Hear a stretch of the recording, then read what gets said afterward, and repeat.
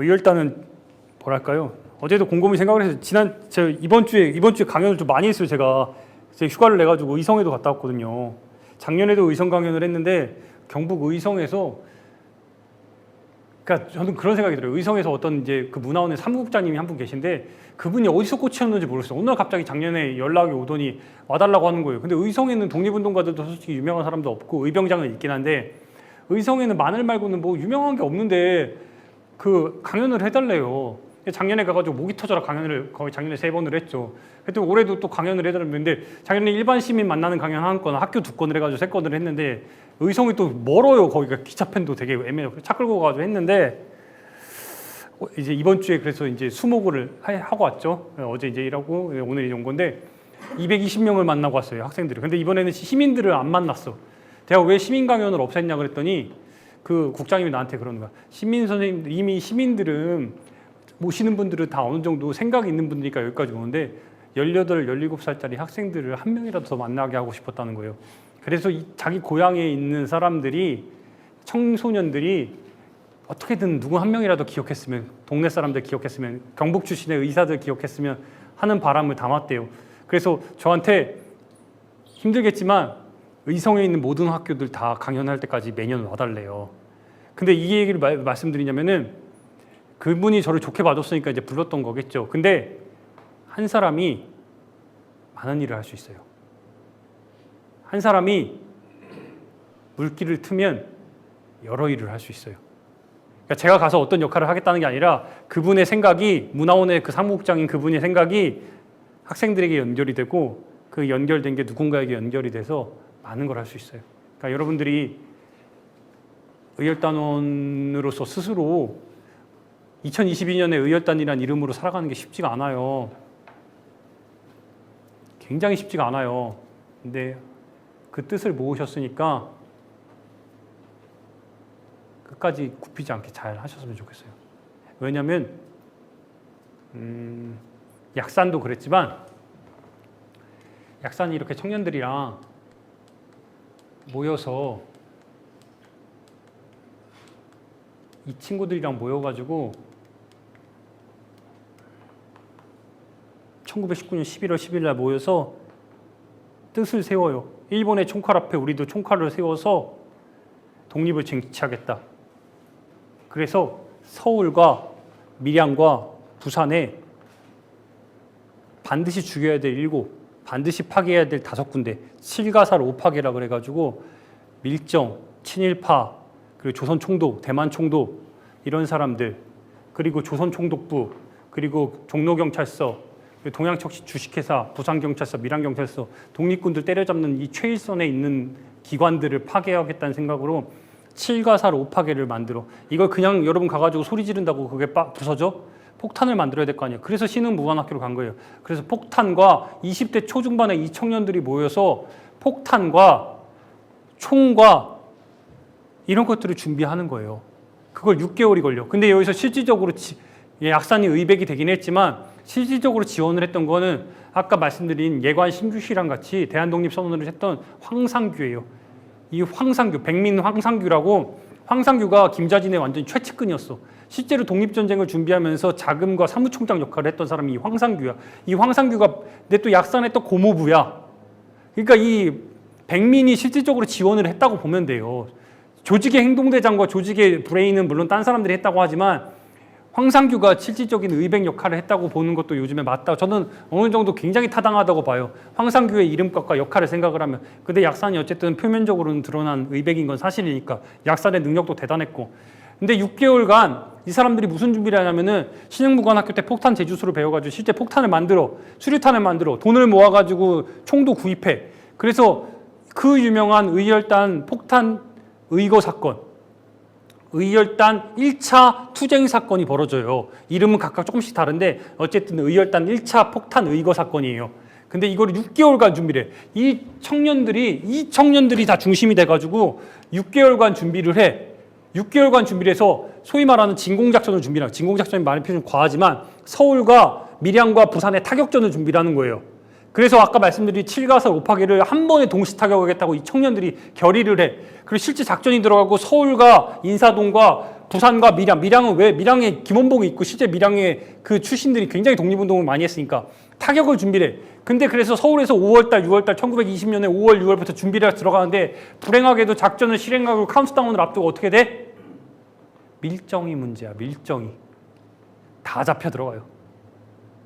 여기 이 청년들 김원봉 제외하고 다 잡혀 들어가. 다 잡혀 들어가. 여러분 6개월간 목숨 걸고 폭탄 준비하고 총칼 준비하는데 다 잡혀 들어갔어. 그랬더니 약산이 여러분 어떻게 됐을 것 같아? 동료들이 없어. 약산은 진두지휘를 해야 되니까 그 현장에 남았는데 동료들이 없어. 다 잡혀 들어갔어. 그러니까 웬만한 사람은 포기하지. 다 감옥 갔어요. 난리가 났어. 1910년대 그냥 지나갔다 1920년이 되자마자 의열단이 정말 막 뜨겁게 완전 난리가 난 거야. 난리가 나서 총칼을 들고 일어서니까 난리가 나. 진짜 난리가 나서 난리가 나. 근데 다 잡혀간 거예요. 밀정 때문에. 일본 순사들 때문에. 그랬더니 다 잡혀가서 의열단이 와야 될 위기에 처했는데 그때 나타난 한 사람이 있었으니 바로 부산 출신의 이 댕기머리 소년 20대 청년이었던 박재혁이야. 박재혁. 의열단의 실질적인 의거 첫 번째 성공 주인이고 9월 14일이 이 양반의 의거일이에요. 이번 달. 이제 얼마 안 남았네요. 박재혁. 여러분들 이름 기억했으면 좋겠어요. 제가 제일 존경하는 의열단 단원들이 뭐 많은데 그중에서도 손에 꼽는다면 박재혁, 김익상, 김상호, 김시연, 김지섭, 나석주. 여기 있는 사람들 다 존경하네. 생각해보니까. 근데 그중에서도 항상 제가 박재혁은 모든 강연에 가면 항상 박재혁 얘기는 해요. 왜냐면은 의열단 그 단원들이 다 실패해서 다 잡혀 들어갈 때 김원봉 혼자 지린시에 남았다 이제 상하이로 건너왔어요. 왜 상하이로 건너왔을까? 상하이에 임정이 있으니까 건너온 거야. 임정에 지사들이 많이 모여있으니까. 근데 지사들 다 잡혀갔어. 근데 임정에 가려고 했더니 임정 서로 멱살 잡고 싸움하고 있어. 그리고 막 이승만 그 위임청원 또 이승만 대통령을 올린다 그래.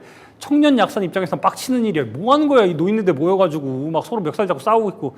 그러니까 이걸 복수해야겠다는 생각으로 이 부산 청년 이 박재혁을 약산이 불러 상하이로 오라고. 근데 이 당시 부산 청년 박재혁의 여러분 직업이 뭐였는지 아세요? 활동 무대가 부산이 아니었어. 부산을 중심으로 여러분 무슨 일을 했냐? 당시 이 박재혁의 여러분 주 활동 무대는 싱가포르였어. 여러분 말이 돼. 지금도 싱가포르에서 활동하는 게 어려운데 부산 출신의 이 부산상고 출신이거든요. 부산상고 출신의 박재혁이 싱가포르에 가서 활동을 했어. 여러분 싱가포르는 가보면은 굉장히 잘 사는 나라인데 지금 가면 잘 사는 나라인데 거기에 많은 사람들이 말레이인도 있지만 화교들이 겁나 많아. 중국에 돈 많은 사람들이 화교들이 건너와가지고 그 싱가포르에 살아요.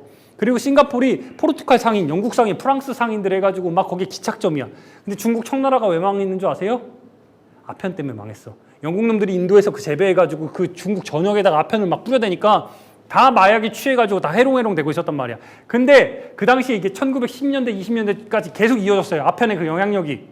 근데 이 아편에 대한 특효약으로 알려준 게 고려하면 가장 유명한 게 여러분 뭐야? 홍삼, 인삼. 근데 이 인삼을 말린 게 바로 이제 쪄가지고 말린 게 증기로 해가지고 말린 게 홍삼이잖아요. 뻘겋게 변한. 이거 우리나라만의 그냥 그 송상들의 완전 특효약이잖아요. 근데 이 당시에 알려진 게 뭐냐? 아편의 특효약이 뭐야? 홍삼이라고 알려진 거예요. 특효약이 있는지만 이 영향이 있는지 없는지 모르겠어요. 저도. 근데 그렇게 알려줬어. 그러니까 이 부산 출신의 부산상고 출신의 이 박재혁이 여러분 어떻게 했어? 싱가포르 가지고 뭘 팔았어? 홍삼 판 거야. 근데 여러분 지금도 싱가포르 가가지고 여러분 홍삼 팔려고 해봐. 얼마나 어려워. 일단 기본적으로 여러분 내가 항상 얘기하죠. 똑똑해야 된다고. 독립운동 하려면 기본적으로 똑똑해야 돼. 우리말 할 줄 알죠. 일본어 할 줄 알지. 그리고 중국어 좀 할 줄 알지. 또 뭘 할 줄 알아야 돼. 영어도 좀 해야 돼. 불란서어도 해야 돼. 포르투갈 상인들도 와. 어느 정도 잘했는지는 모르겠어요. 근데 조금씩 자기 뭐 팔아먹을 정도는 하는 거야. 중개무역을 해야 되니까. 싱가포르에서 잘 장사하고 있던 이 댕기머리 소년 박지혁을 불러가지고 약산의 의열단 강령 중에 초회의 부름에 반드시 응답하라는 게 있어요. 첫 번째 부름에 반드시 응답하라. 몇 월 며칠까지 1920년 9월 몇 월 며칠까지 상하이 오라고 전보를 쳐. 아씨 장사 잘하고 있는데 의열단 가입했는데 어떻게 가야지. 그래서 박재혁이 어떻게? 가 상하이로. 초회에 답했어. 1920년 9월 달에 가. 약산을 만났어. 약산을 만났는데 약산 표정이 안 좋지. 동지들 다 잡혀갔으니까. 동지들 잡혀간 지 3개월 지났을 때 이제 어떻게 해야 될지 고민하고 있는데 부산 청년 박재혁이 온 거야. 그 무역상 박재혁이 왔는데 약산이 박재혁을 만난 자리에서 이렇게 얘기를 해. 박동지, 우리 동지들이 다 잡혀갔어. 어떻게 가만히 있겠어? 복수를 해야 되지 않겠어? 그치? 근데 당신이 부산 출신이니까 부산경찰서에서 많은 청년들이 잡혀갔으니까 부산경찰서 하시모토 총장에게 복수를 하시오 이런 명령을 해. 근데 이 명령이 극강의 미션이야. 왜냐? 여러분 안중근 의사가 10월 26일 날 1909년에 하얼빈에 가가지고 그 우리 이토를 죽일 때 여러분 어떻게 죽였어? 그냥 몰래 잠입해가지고 총을 7방을 쏴가지고 그중에 3방이 이토의 가슴에 맞아가지고 죽었죠. 근데 내가 이토 너 죽일 때 여러분 나 이토 너 죽인다고 해서 말하고 죽였어요? 아니야, 몰래 가가지고 죽였어. 그리고 윤봉길 의사가 1932년 4월 29일 날 시라카 요시노리를 죽일 때 여러분 어떻게 죽였어? 거기서 도시락형 폭탄과 물통형 폭탄 두 가지를 준비를 해가지고 물통형 폭탄을 준비를 해서 폭탄을 던져가지고 몰래 15m를 뛰어가가지고 18m를 이걸 던져서 그 단 위에서 터져가지고 시라카 요시노리가 죽은 거예요. 몰래. 근데 박재혁이 받은 명령이 여러분 뭐였는 줄 아세요? 하시모토를 죽여. 죽이는데 박동지 그냥 죽이지 않아. 하시모토가 왜 죽어야 되는지 이유를 설명하고 죽이라 그래. 미션이 그거야. 아니 씨발 가서 죽이는데 왜 어떻게 그걸 몰래 죽이는 것도 아니고 가서 미션. 근데 여러분 똑똑해야 돼. 내가 갖고 있는 게 여러분 홍삼이야. 나 홍삼 장사하던 사람이야. 근데 여러분 물건을 팔려면 고객이 어떤 걸 요구하는지 알아야 되지. 니즈가 뭔지 알아야 되지. 내가 죽이는 게 목표가 하시모토야. 근데 하시모토가 일단은 하시모토를 만나야 죽일 거 아니야. 하시모토가 뭘 좋아하는지 연구를 해. 왜? 난 상인이니까. 고객이 뭘 원하는지에 맞춰서 서비스를 해주는 게 바로 상인이에요. 그 물건을 준비해 주는 게. 근데 하시모토가 딱 정보를 이렇게 굴려보니까 하시모토가 좋아하는 게 뭐야? 고소였어. 옛날 책. 상하이에 가면은 상하이에 그 고소거리가 지금도 있어요. 내가 1930년대 여러분 그 윤희사 의거 당시에 그 지도를 내가 그 상하이 고소거리에서 20만 원 주고 그 당시에 그걸 샀는데 내가 미쳤지. 그걸 여러분 그 흥분해가지고 그 20만 원짜리 지도에다가 여러분 거기 20만 원짜리 지도에다가 어떻게 하는지 아세요? 흥분해서 그 우리나라 최초의 정부가 탄생한 게 서금이로라는 동료거든. 거기 김신부로라고 적혀있는데 흥분해서 그거를 여러분 형광펜으로 빡빡 그었단 말이야. 아이고 20만 원짜리 지도를. 아무튼 그 고소거리에 가가지고 박재혁 의사가 여러분 어떻게 하는 줄 알아? 내가 갖고 있는 게 여러분 뭐야? 홍삼이지. 여기 홍삼이랑 뭘 바꿨어? 책이랑 바꾼 거야. 그 옛날 책이랑. 홍삼이랑 바꾼 책이니 여러분 그 고소의 가치가 어느 정도겠어? 기가 막히지. 뭐 말이 필요 없지. 말이 필요 없는 거야. 그래서 이제 마침내 이제 미션을 수행하려고 배를 타고 상하이에서 배를 타고 일본 나가사키를 거쳐서 대마도를 거쳐서 부산으로 가. 이게 1920년 9월이에요. 근데 나가사키에서 대마도를 건너서 대마도에서 부산으로 넘어갈 때 마지막 전보를 쳐. 동지들에게, 김원복에게. 그 전보가 유언이 됐어. 뭐냐? 가기허다 수익이면 불가기 재경군환이라는 13글자의 전보를 쳐. 가기허다 수익. 내가 고소상으로 위장을 했잖아요. 가기허다 수익, 불가기 재경군환. 가기허다 수익. 내 수익은 기약할 수 있을 것 같은데 불가기 재경군환. 근데 그대 얼굴은 다시 보지 못할 것 같구려. 이렇게 말을 해. 내가 고소상으로서 가기허다 수익은 기약할 수 있을 것 같아. 하시모토를 죽일 수 있을 것 같은데 불가기 재경군환. 근데 그대 얼굴은 다시 보지 못할 것 같고요. 이런 말을 해. 어떻게 됐을까? 실제로 이루어져요. 1920년 9월 14일 하시모토를 드디어 면담이 이루어집니다. 하시모토에게 2층 서장실에서 책을 이렇게 하나하나 건네. 여러분 홍삼 팔고 온 책이야. 하나하나 건네. 고소상은 이미 난리가 나. 이미 좋지. 일본어도 얼마나 잘해. 하나하나 봐. 하나하나 꺼내서 건네줘. 홍삼 팔고 온. 그리고 여러분 거기서 종이 쪽지 하나를 꺼내. 그리고 하시모토에게 그 종이 쪽지를 건네. 박재혁이 거기에 뭐라고 적혀 있을 것 같아? 네가 죽어야 될 이유가 적혀 있어. 네가 죽어야 될 이유가 적혀 있어. 미션 클리어. 그리고 나서 이런 뭘 꺼내? 폭탄을 꺼내. 빵. 하시모토 몸에 폭탄이 박히고 내 몸에 폭탄이 박혀. 근데 불행하게도 우리는 안중근과 윤봉길은 기억을 하지. 그죠? 왜 기억할까? 성공했으니까. 그 자리에서 시라카 요시노리는 일본의 영웅이 죽었고 이토 히로부미라는 일본의 영웅이 죽었으니까. 하시모토 살아나요. 불행하게도 죽지 않았어. 근데 나중에 후유증으로 죽었다고 하더라고요. 근데 나중에 박재혁 의사 몸에 피탄이 박혔죠. 막 피가 철철철 넘치는데 일본 놈들이 여러분 어떻게 했을 것 같아? 살려내. 왜 살려냈을까? 첫 번째 의거잖아. 첫 번째 의거잖아. 불어야 될 거 아니야. 동지들 다 밝혀내야 될 거 아니야. 살려내요. 나 말 안 하지. 가진 고문을 당하고 1921년 5월 달이 돼서 이제 더 이상 이제 박재혁에게 빼먹을 게 없다고 생각한 일본 놈들이 어떻게 사형 선고를 해. 1921년 5월 달에 박재혁이 여러분 사형 선고를 받고 그때부터 사형 날짜가 확정이 됐어. 그때부터 여러분 어떻게 했을 것 같아요? 단식을 해. 외놈 손에 죽을 수 없다면서 단식을 해. 이미 고문으로 만신창이 된 몸으로 단식을 해서 9일 동안 여러분 단식을 해. 그리고 1921년 5월 달에 대구 형무소에서 스스로의 목숨을 단식으로 아사해서 끊습니다. 의열단 첫 번째 의거의 주인공 박재혁이에요. 근데 박재혁 아는 사람? 나도 몰랐어요. 몰랐어요, 저도. 의열단 첫 번째 의거 성공의 주인공 박재혁. 이 사람 볼까요? 1921년 9월 달에 상남자 김익상. 지금으로 치면 옛날에는 고양시였는데 지금으로 치면 아현동, 공덕동 거기 출신이에요. 김익상. 의열단 두 번째 의거의 주인공이에요. 일본에게 우리가 침탈당한 게 35년, 만으로 35년인데 35년이라는 기간 동안 단 한 번 유일하게 딱 한 번 1921년 9월 달에 일본의 상징이었던 조선총독부가 폭탄이 터져요. 유일무이하게 딱 한 번. 그리고 나서 그 폭탄이 터지고 5년 뒤에 일본이 조선총독부 위치를 남산에서 우리 여러분들이 잘 알고 있는 YS가 일본의 버르장머리를 고치면서 그 조선총독부를 폭파시켜버리죠. 1926년에 그 조선총독부가 만들어집니다. 조선총독부가 1921년에 남산에 있던 그 외성대에 있던 그 조선총독부가 김익상에게 폭탄 투척을 당하고 나서 불길하다는 이유로 그 경복궁 앞에 근정전 앞에다가 여러분 광화문도 다 부셔버리고 거기다가 조선총독부를 지어놓죠. 그게 왜 옮겼을까? 왜 옮겼을까? 이 양반 때문이야.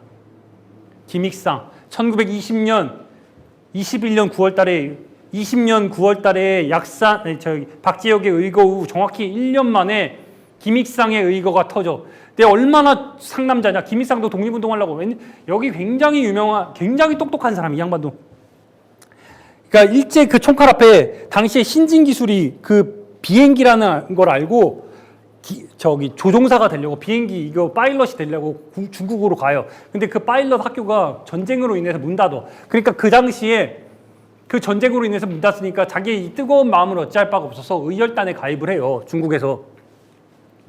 근데 이 김익상이 김익상도 진짜 미안한 게 뭐냐면은 이제 1921년 9월 달에 의거를 이제 일으키려는 자리에서 의열단 동지들이 이제 베이징에 모였어요. 베이징에 모였는데 죽으러 가는 자리잖아요. 그게 솔직히 편한 자리는 아니잖아. 그러니까 동지들 분위기가 이렇게 다 모였는데 분위기가 안 좋지. 근데 김익상이 베이징 이제 김원봉이랑 다 모여 있는 자리에서 책상을 탁 두들기면서 거시 울지들 마쇼. 내 넉넉하게 일주일 뒤에 돌아오겠어 이렇게 얘기를 해. 조선총독부 폭탄 터뜨리고 오겠다고. 그랬더니 실제로 베이징 동문역이라고 있어요. 거기서 기차를 타고 이 짱춘을 거쳐가지고 의주를 거쳐서 안동과 의주를 거쳐서 평양을 거쳐서 서울까지 내려와. 내려오고 나서 조선총독부 남산에 있던 당시 조선총독부에 전기 수리공으로 위장을 해가지고 자전거를 타고 걸어 들어가서 일본어를 기가 막히게 잘했어. 원어민처럼 잘했다고 하더라고요. 진짜 잘했대. 김익상 기록을 보면 일본어 잘했다는 얘기가 너무너무 많이 나와. 전기 수리공으로 위장을 해가지고 조선총독부에 들어가서 위장을 했는데 갑자기 폭탄 두 방이 빵빵빵 터진 거야. 근데 김익상이 여러분 어떻게 했을 것 같아? 잡히지 않았어. 일본어로 피하라고 하면서 자기가 혼비백산한 모습으로 막 도망쳐 나온 거야. 조선총독부에서. 했더니 그리고 나서 이 조선총독부에 여러분 지금 청와대 용산 대통령실에 폭탄 터진 거랑 똑같은 거라니까 난리가 난 거예요. 근데 유유히 빠져나와서 왕십리에 가가지고 미리 준비한 옷을 갈아입고 다시 기차를 타고 평양을 거쳐서 안동을 거쳐서 짱춘을 거쳐서 베이징에 돌아왔어. 며칠 만에? 6일 만에. 내 넉넉히 일주일이면 돌아오겠다고 했는데 6일 만에 돌아왔네. 그리고 그 장소가 여기로 추정이 돼요.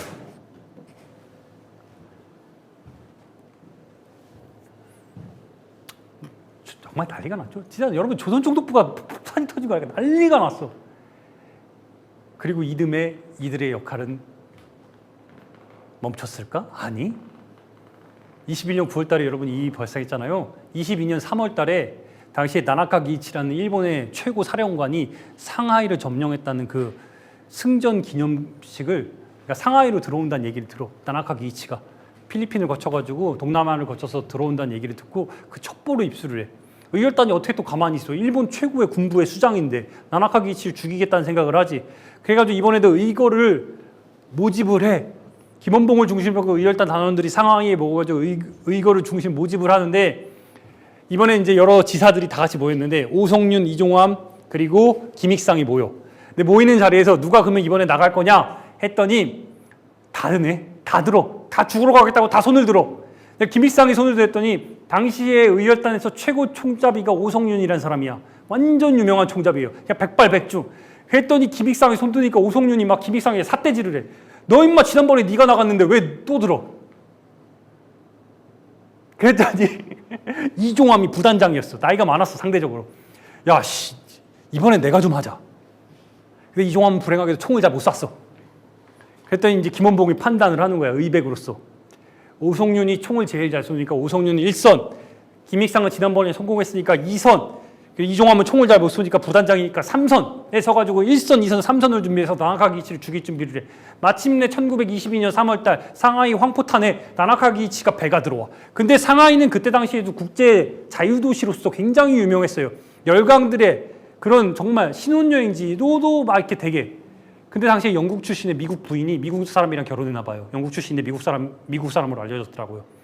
여자분이 신혼여행을 그 배에 나나카 기이치가 탔던 배에 같이 탔어. 나나카 기이치가 그 아침에 상하이 황포탄에 배를 싹 대네. 내렸어. 일선에 있던 오성윤이 총을 꺼내서 가슴에서 총을 꺼내서 쐈어. 빵! 그 순간 나나카 기이치가 쓰러지듯 여러분 이렇게 내려앉았어요. 근데 그걸 본 오성윤이 여러분 어땠을 것 같아? 의거에 성공했다 생각하고 대한독립 만세를 외치기 시작해. 근데 불행하게도 상하이 황포탄에 가면은 지금도 그렇고 그 당시에도 그랬지만 바람이 어마어마하게 불어요. 왜? 그 황푸강에서 불어오는 바람이 그 바다랑 만나가지고 바람이 진짜 많이 부는데, 근데 영국 여자들 여러분 알죠? 드레스 입을 때 모자 챙이 이만한 걸 쓰잖아. 그게 불행하게도 그 순간 바람이 불었네. 그 모자가 그리고 누구 앞으로 날아갔어? 나나카 기이치 앞으로 가네. 그리고 그 모자가 여러분 그 순간 그 여성분이 나나카 기이치 앞으로 간 순간 오성윤이 총을 쐈어. 그 총알이 누구에게 맞았어? 그 여자분 가슴에 맞았어. 놀라 쓰러진 나나카 기이치, 총 맞아 쓰러진 여성분. 오성윤은 어떻게 했어? 의거에 성공했다고 생각한 거야. 이선에 있던 김일상이 총을 쐈어. 실패했다면서. 맞았어. 나나카 기이치기. 어디? 모자에. 3선에 있던 이종함이 폭탄을 던졌어. 근데 불행하게도 터졌어요. 어디서? 황포탄 강에서. 옆에 있던 헌병이 그 발로 차가지고 1선과 2선에 있던 오성윤과 김익상은 잡혔어요. 3선에 있던 이종함은 다행히 피했어. 근데 이종함은 독립운동하다 죽습니다. 나중에 30년대. 오성윤은 최고의 총잡이였는데 다행히 탈출을 해, 상하이에서. 근데 오성윤은 나중에 변절해요. 독립운동하고 하다가 40년대 마지막에 변절해. 나중에 기회가 닿으면 한국동일, 그러니까 오성윤 관련해서는 제가 조금 더 다음에 기회가 닿으면 말씀드릴게요. 그 변절에 대해서도 여러 이야기들이 많은데, 근데 김익상 그러면 어떻게 됐을까? 1922년 3월 달에 잡혀 들어간 김익상 여러분 어떻게 됐을까? 1921년 9월 달에 의거를 당시 도왔던 게 김준상이라고 자기 동생이에요. 그리고 김익상은 여러분 그때 잡혀 들어가서 사형 선고를 받고 무기징역으로 감형을 되고 원래 40년에 나왔다는 얘기가 있었는데 최근 자료가 뭐가 발견이 됐냐면은 1939년, 38년께 김익상이 가석방으로 나가사키에서 출소를 해가지고 한국에 돌아왔다는 얘기가 있어. 한국에 돌아왔는데 이미 그 30대 초반이었던 김익상이 거의 18년, 20년 만에 나와가지고 중노인이 됐잖아요. 당시에 40대 후반이 됐단 말이야. 돌아왔는데 딸과 부인이 있었는데 딸과 부인은 행방불명. 그 사이에 동아일보 기자가 찾아가는데 날 찾아오지 말라 그랬어요. 자기의 의거를 도왔던 동생 김준상이라고 있어요. 일제의 등살에 못 이겨서 자살했어. 김익상 돌아와가지고 중노인이 됐는데 일본의 등살에 못 이겨가지고 이미 불령선인으로 불리던 사람이야. 어떻게 됐을 것 같아요? 최근 자료가 노량진 앞에서 한강물에 빠져서 죽었대요.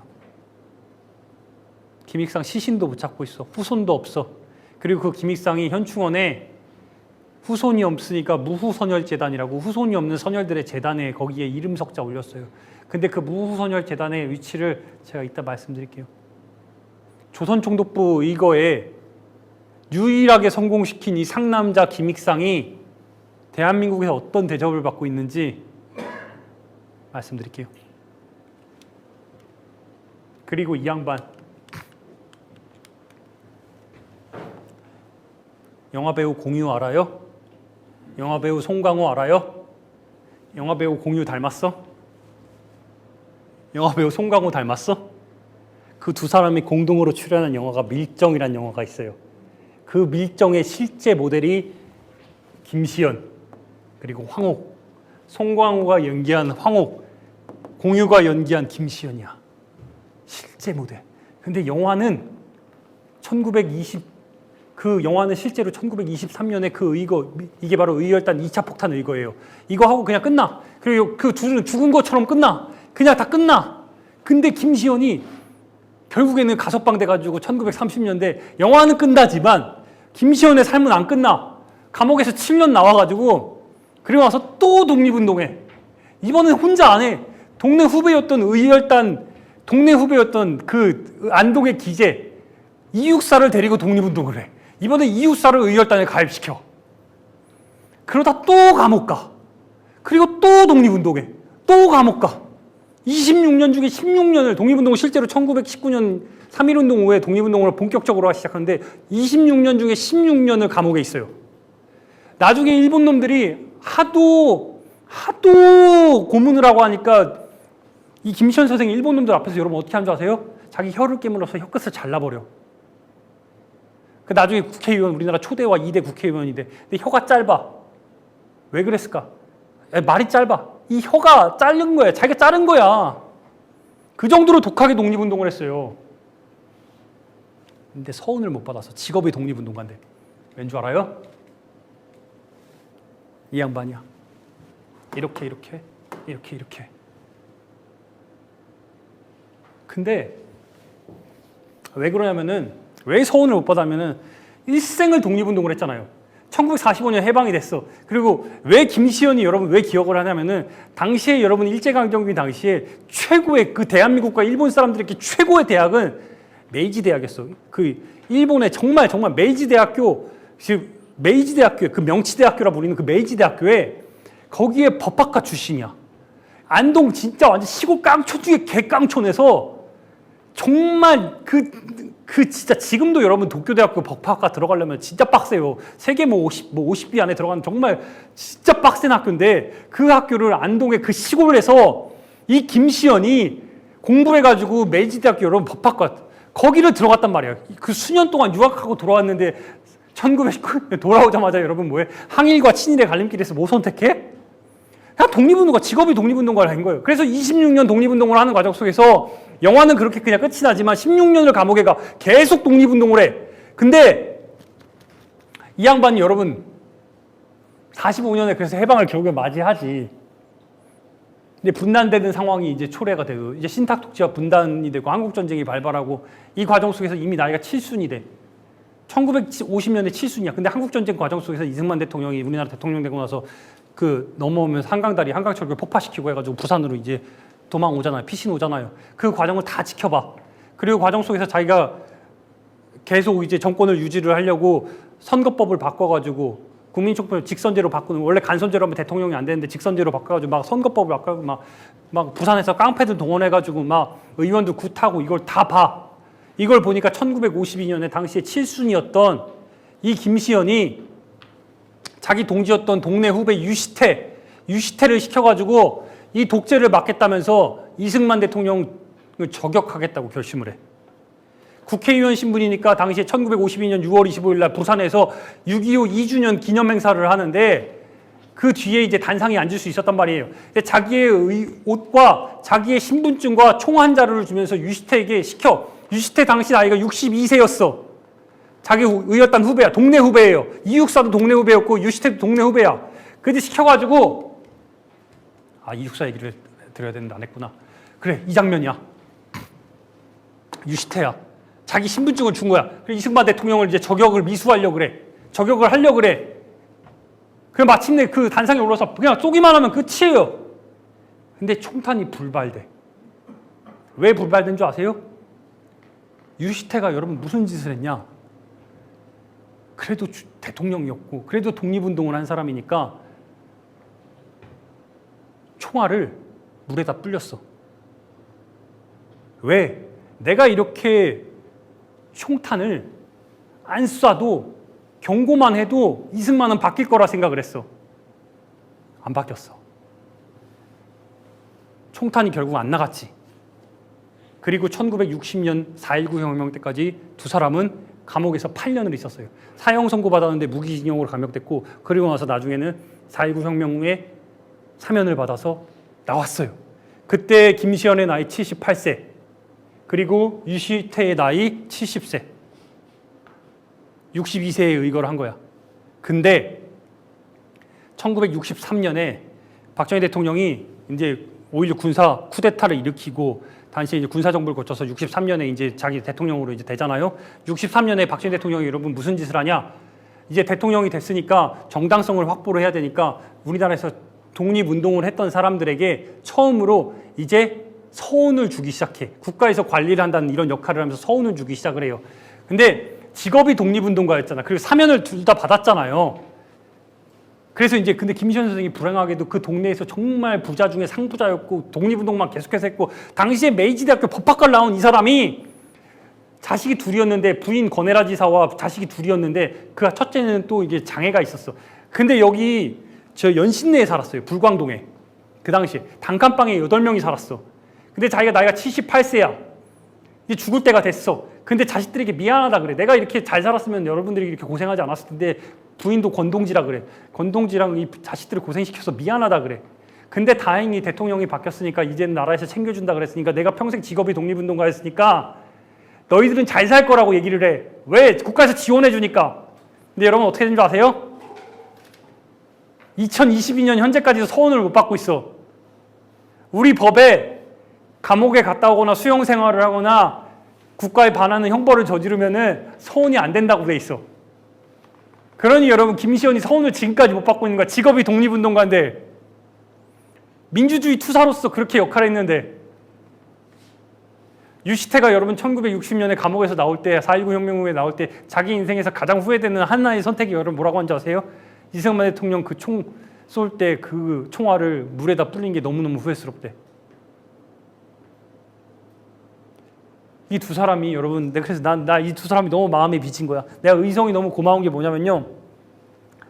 두 사람의 무덤이 어디 있는지 모르겠는 거야. 막 미치겠는 거야. 신인파들 무덤이 막 거기 현충원 곳곳에 자리 잡았는데 막 미치어버리겠는 거예요. 이 두 사람의 무덤이 어디 있는지 모르겠어. 근데 내가 아는 건 둘 다 출신이 안동이라는 거. 그리고 김시현은 영화 밀정 때문에 그래도 상대적으로 유명하다는 거. 그래서 이제 검색을 했죠. 그때부터 미친 듯이 검색을 했어요. 김시현의 무덤이 어디 있을까? 일단 김시현부터 집중해서 유명하니까. 근데 다행히 전국에는 저 같은 역덕들이 많아. 충북의 장학사 한 분이 홍순두 선생님이라고 2017년에 지금 이제 진로교육원 원장님인데 이 양반이 2017년에 청주에서 혼자 차를 몰고 가가지고 자세히도 기록 안 해놨어. 그냥 자기 일기식으로 써놓은 거예요. 직산 제1교회. 경북 예천에 있는 직산 제1교회에 가면 그 근방에 하고 김시현 선생의 무덤이 있다고 이렇게 적어놓은 거야. 그걸 진짜 막 미친 서칭을 해가지고 발견을 했어. 그래서 저는 경북에 여러분 나 기자잖아요. 바빠요 저. 휴가를 어쨌든 냈어. 그 의성 강연 간다는 이유로 원래 1박 2일 휴가만 내면 되는데 길게 여러분 4박 5일 휴가를 냈어. 그래서 의성으로 내려갔어. 내려가는 길에 그 직산 제일교회가 있다는 걸 듣고 여러분 예천으로 무조건 갔어. 이 안동 하회마을에서 걸어서 저 차로 10분 거리예요. 같이 직산 제일교회를 갔더니 웬걸, 아니 무슨 교회 하나가 있는데 오후 한 5시쯤 도착을 했는데 완전 진짜 깡식으로 이런, 지금은 이제 경북 예천이에요. 당시에는 안동이었는데 지금 예천, 행정구역 예천인데 진짜 무슨 깡시골에 하얀색 교회 담벼락이 하나 있더라고요. 그 옆에다 교회 담벼락에다 차를 대고 목사님을 찾아갔지. 목사님, 김시현 선생이 무덤이 여기 있다는 얘기를 들었다. 목사님이 김시현이 누구니? 나 그 순간 멘붕이 확 오더라고요. 알겠습니다, 목사님. 제가 한번 찾아보겠습니다. 그래서 이제 찾았지. 이제 걸어갔어요. 교회에서 나오고 교회에서 목사님 잠깐 여기 찾으면 되고 가겠습니다. 그 나왔어. 가는데 여기서 한 5분 걸어갔을까? 이 머리 하얀 할아버지 한 명이 이렇게 걸어오는 거예요. 딱 걸어와. 내가 처음 만난 그 마을 사람, 처음 만난 사람이야. 할아버지겠다 만났어. 할아버지, 제가 서울에서 온 기자인데 김시현 선생 무덤이 여기 있다는 걸 들었다. 알고 계시냐 그랬더니 그 할아버지가 눈빛이 싹 바뀌면서 나한테 뭐라고 하는지 알아요? 그거 왜 찾는데? 왜 찾는데? 왜 찾는데? 안다는 거네? 제가 서울에서 기자인데 김시현 선생 보려고 여기서 휴가 내고 왔어요. 그랬더니 그러니까 왜 찾는데? 아니 좋아서 왔죠. 그랬더니 이렇게 딱 고개를 짜웃해. 저기 안쪽으로 좀 걸어다 보면 소나무가 나오는데 그 소나무 뒤에 있어 이러는 거야. 걸어가 봤어요. 직산 제일교회. 걸어갔어. 할아버지를 만난 장소 여기. 목사님 여기. 제가 차를 댄 곳 여기. 걸어갔어. 소나무가 있네. 소나무가 이렇게 우거진 곳이 있더라고요. 이렇게 갔지. 김시현의 묘가 있네. 근데 관리가 잘 돼 있어. 생각보다 너무 관리가 잘 돼 있어. 고마웠어. 근데 문제는 뭐냐면 김시현의 묘인데 여러분 이게 비석이야. 묘비예요. 묘비가 없어. 몸신이. 머릿돌만 있어. 김시현의 묘인지를 몰라. 김시현이란 이름이 없어. 머릿돌만 있어요. 머릿돌만. 그 밑에 귀부석이 이 밑에 여기 버려진 듯이 있어요. 김시현이란 이름 석자가 묘비에 없어. 내가 진짜 힘들게 찾았는데 근데 다행히 이 마을에 김시현이 여러분 너무 잘 사는 사람이어서 그 집안이 너무너무 잘 사는 집안이야. 이 동네에서. 왜냐면은 안동 김씨 정말 그 종택에서 정말 최고로 잘 살던 그 잘 살던 집안에서 메이지 대학까지 유학까지 보낸 거야. 그러니 동네에서 얼마나 그 집안이 그리고 그 종택이 지금도 유지가 되고 있어요. 서울은 못 받았지만 동네에 아름아름 해가지고 이 벌초를 그래도 해놓은 거예요. 그리고 불과 이게 작년에 여러분 9월 2일이야. 내가 발견한 게. 제가 이번 주가 여러분 9월 지금 첫째 주잖아요. 정확히 1년 뒤인 9월 1일 날 제가 다시 갔어. 근데 멀리서 이게 똑같이 직산 제2교회에 내리고 주차를 하고 혼자 걸어가는데 멀리서 윙 소리가 들려. 동네 막 떠올라. 그러니까 갔더니 할아버지 한 명이 벌초하고 있더라고. 내가 소주라도 드리겠다는 생각으로 이제 소주 준비해가지고 갔죠. 벌초라고 있는 거야. 할아버지가 가지고 할아버지 그랬더니 할아버지가 웃어. 그랬더니 할아버지가 누구세요? 이러는 거야. 저 서울에서 기자인데 김시현 선생이 소주 한 잔 드리려고 왔대. 그랬더니 씩 웃으면서 어떻게 알고 왔어? 그냥 좋아서 찾아왔죠. 그랬더니 내가 집안 어른의 이제 아는 지인을 통해서 한 4년째 이거 벌초하고 있다는 거예요. 벌초하고 있다는 거야. 자기가 하고 있대 매년 이 시기에. 그래서 소주 한 잔 드리고 인사드리고. 그래서 작년에는 못 갔는데 이 종택이에요. 종택에 찾아갔어. 차로 10분 거리. 그랬더니 종택이 지금은 사람은 안 살아요. 근데 가서 보니까 동네에서 진짜 방귀끼나 끼고 살았다는 게 이게 느껴지는 거야. 100년이 지났는데도 집이 진짜 가세가 너무 멋있어. 정말 그 경북 출신의 안동에 그 정말 멋들어진 한옥집이 싹 있는데 여기서 살았구나. 이에서 다시 한번 느끼는 거야. 항일과 친일의 갈림길에서 똑똑한 놈들이 어떤 사람은 항일을 선택해서 왜 지금 우리가 대한민국에 살고 있냐. 이런 사람들 때문인 거예요. 이런 사람. 친일파가 득세했으면 여전히 우리는 일본이야. 거기에 그냥 호의호식하면서 하는 거예요. 근데 김시영 같은 사람이 여기에 이렇게 살아가지고 이렇게 하는 거야. 누군가는 지키고 있는 거야. 그래서 제가 여기 갔더니 너무너무 미안했는데 그래도 이렇게 잘 후손들이 그러니까 후손의 후손 지인들이 마을 사람들이 지키고 있는 거예요. 근데 그 할아버지는 왜 나한테 그렇게 물어봤을까? 왜 그러냐고. 이거예요, 여러분. 비석이 없어. 알려지면 안 되는 거예요. 알려지면. 김시현, 영화 주인공 김시현도. 그러면 여러분 다시 돌아가서 볼까? 그럼 나 김시현 무덤을 겨우겨우 찾았어. 기사로 썼어요. 그래서 막 기사 진짜 폭발적으로 반응이 일어났어요. 진짜 막 저한테 막 개인 편지가 오더라고. 고맙다고. 여기 거기에 은평구 불광동을 써놨더니 불광동 은평구 의원이 전화가 오더라고. 어떻게 좀 이렇게 해볼 수 있는 방법이 없냐고. 계속 마음 써달라고 그랬어요. 후손도 좀 서운도 좀 도와달라고. 근데 여러분 김시현을 찾았더니 당시에 실제 의거를 행했던 유시태 의열단원 출신이에요. 의열단 국내에서 자금을 모객했던 사람이야. 유시태가 계속 걸리네. 근데 유시태는 유명하지가 않아. 김시현보다 8살 어린데 유명하지가 않아. 근데 여러분 유씨야. 안동 출신이야. 근데 내가 계속 마음에 계속 걸리는 거예요. 그리고 9월 달에 의성 강연이 한 번 있었고 10월 달에 또 의성 강연이 또 있었어요.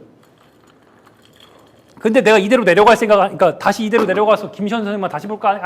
계속 이 유시태가 계속 마음에 걸리는 거야. 근데 서운은 못 받았어. 당연히 못 받았지. 그래서 여러분 제가 어떻게 한 줄 아세요? 류씨야. 안동 출신의 여러분 유씨 제일 유명한 사람이 누가 있어요? 서해 유성룡이 있지. 이순신을 만든 사람, 이순신을 천거해가지고 그 영혼까지 만든 서해 유성룡이 있어. 서해 유성룡 병산서원, 안동 출신. 그리고 안동하면 풍산유씨. 그리고 여러분 제가 어떻게 했을 것 같아요? 풍산유씨에 전화했어. 그 전에 뭘 했냐? 풍산유씨에서 당연히 모른다 그래. 얘가 신경도 안 써. 근데 경상북도 독립운동 기념관이 있잖아요. 거기 연구원들한테 전화를 했어. 내가 오마이뉴스 기자인데 이때 기자가 참 편해요. 일단 물어보면 잘 알려줘. 자기들 뭐 건드릴 줄 알고. 전화를 했지. 그랬더니 뭐 학예사 선생님도 연결해가지고 전화를 하더라고. 유시태 선생 독립운동가를 찾고 있는데 흔적이 없다. 혹시 알고 있냐 그랬더니 한 이틀 뒤에 전화가 다시 와. 어떤 여자 선생님이 전화가 오더라고. 자기 연구관이라면서 찾았대. 독립운동 그 자료에 풍산유씨 유시태 선생이 있는데 경북 군위에서 돌아가셨다는 거야. 그 기록만 남고 없대. 아이씨. 어쨌든 경북 군위까지 찾았어. 안동 출신인데 경북 군위에서 돌아가셨대. 근데 군위가 겁나게 커요. 삼국유사 1연의 주인공이 1연 스님의 그게 군위야. 삼국유사가 만들어진 게. 군위가 겁나게 큰데 제가 그래서 여러분 어떻게 했을 때 군에 전화를 했어. 군에 전화를 했더니 군에서 막 돌려 전화를. 근데 옆에 이 기자가 좋아 이랬어. 막 이제 또 독립운동가 찾는데 안 도와줄 거냐 막 이랬더니 이 사람들은 소원 받았는지 안 받았는지가 중요하지 않아. 그냥 독립운동가에만 꽂힌 거예요. 그때부터 유시태를 찾기 시작을 하는데 유시태는 못 찾아. 기록이 없지. 소원을 못 받았으니까. 근데 유성룡 선생의 나한테 힌트를 주는 거야. 뭐라고? 유성룡 선생의 조부의 무덤이 군위 컨트리클럽 골프장 앞에 야산에 있다는 정보를 자기들이 발견을 했대. 유성룡 선생의 조부. 근데 내가 경상북도 독립운동 기념관에 여러분 무슨 얘기를 들었냐? 유시태 선생이 풍산유씨 유성룡 선생의 그 집안의 후손이라는 얘기를 들었어. 엄밀히 따지면 무슨 후손이냐? 유성룡 선생의 형이 있거든. 그 형의 직계 후손이래. 그러면은 조부니까 유시태 선생의 어쨌든 유성룡의 조부가 그 무덤이 거기 있다는 얘기를 들은 거야.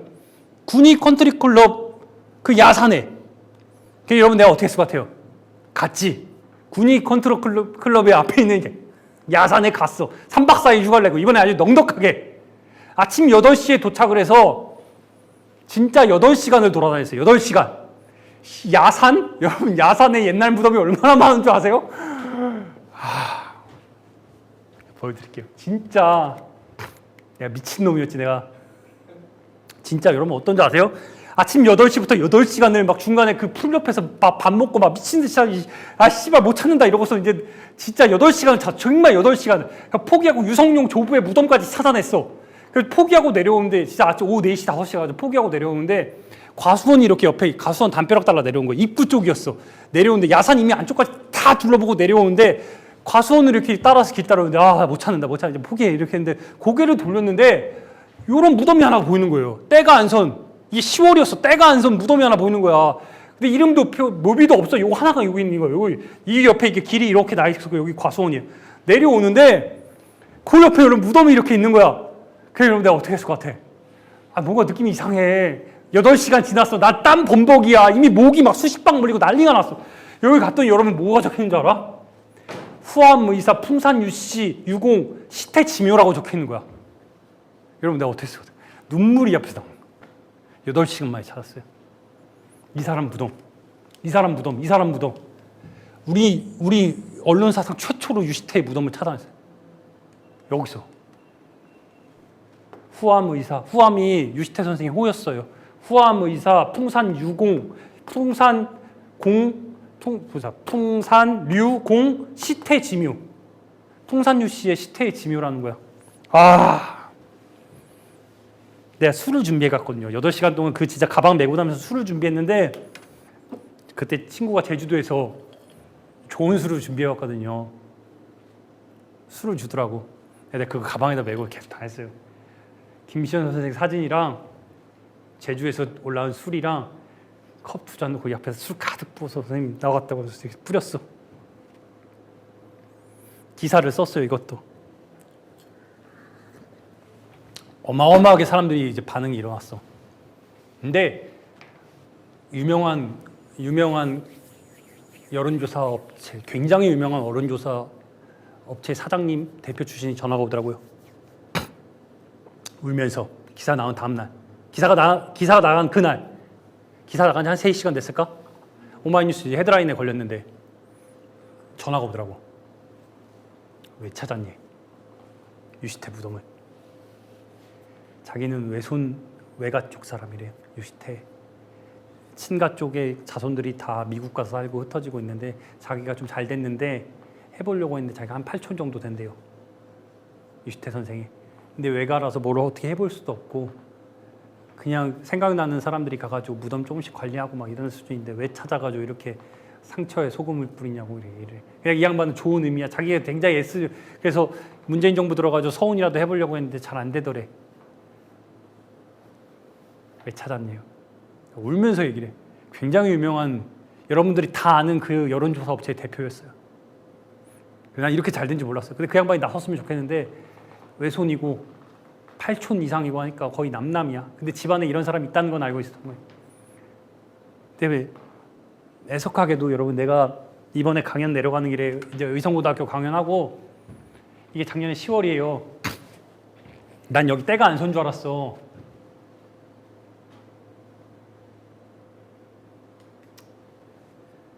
이게 지난 수요일이에요.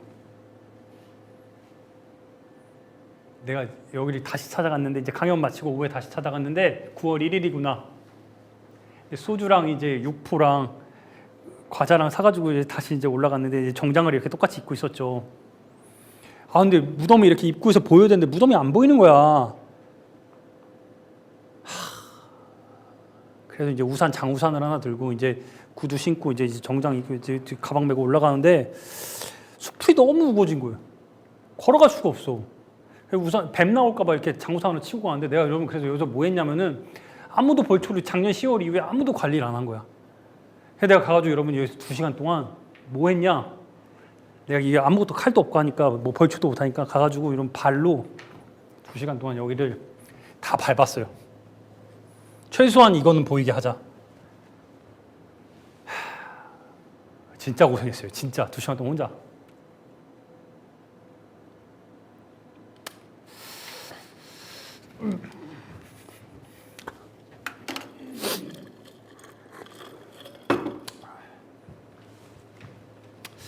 아무튼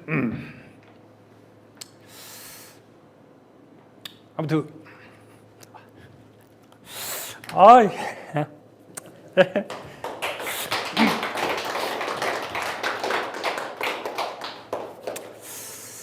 좀 나서줘야 돼요. 의열단원들이 이런 상황이에요. 근데 어쨌든 1920년대의 의열단 운동들은